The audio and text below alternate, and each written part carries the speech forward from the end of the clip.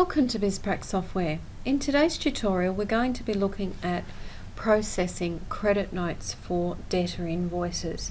We are going to be looking at the manual method today, not the one through the variations and claims.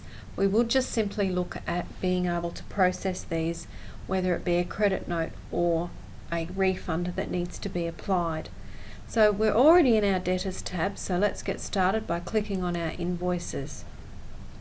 As you can see, we have our list of invoices here. We do have a couple of credit notes in the system, and much the same with our creditor invoices, our credit notes are always shown in red, the amount is shown in brackets, and we have our little credit note symbol over here. So it's possible that a credit note may need to be applied for a number of reasons. Maybe in terms of the client, they have declined to make payment and we've exhausted all possibilities of getting those funds paid, and so we've decided in line with our accountant to write those off as a bad debt. Maybe we have a part invoice outstanding, and again the invoice is quite old and for whatever reason we're not going to chase that down. Again, we may write that off as a bad debt. Or in terms here, we may have had the client make an overpayment that we need to refund them. So we'll look at refunding a client in the first place. So we do have an invoice or a credit note sitting here for Joe. If I click on modify here, you can see it's been entered as a credit here, and the amount is in whole dollars. We don't need to enter a negative amount on this because our adjustment note takes care of how that is viewed. So I'll click save. So we can see it's there. We know that that's the amount that we are going to pay them back.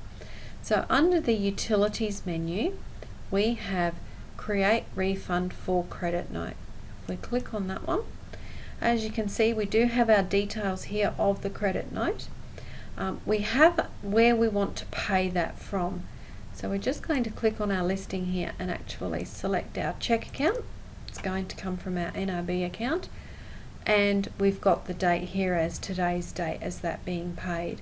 And all we simply need to do is create a refund. If we duck over to our cash book menu in our payments journal, that refund will be listed there. And if we click on view, it will show who it's been paid to as a refund to the debtor. So that will actually just go back through the ledgers as required. So it's an easy process to do.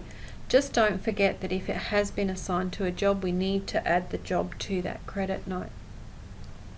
If we're wanting to write something off, for instance, we've got John Smith here. Let's just group these together.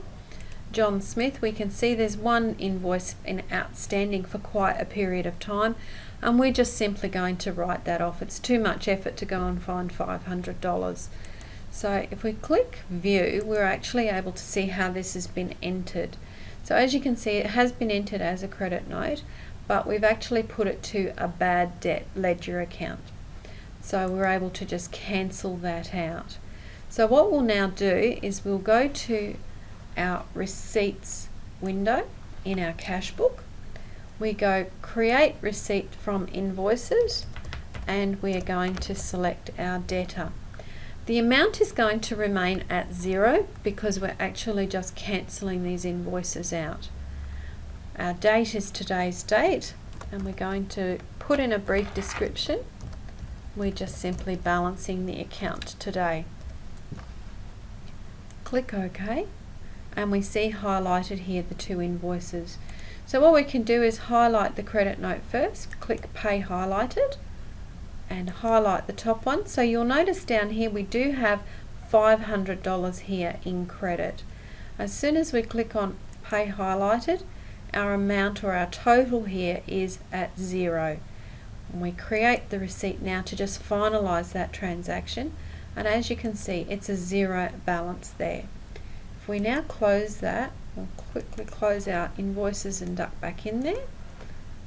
Our invoices are now sent to history.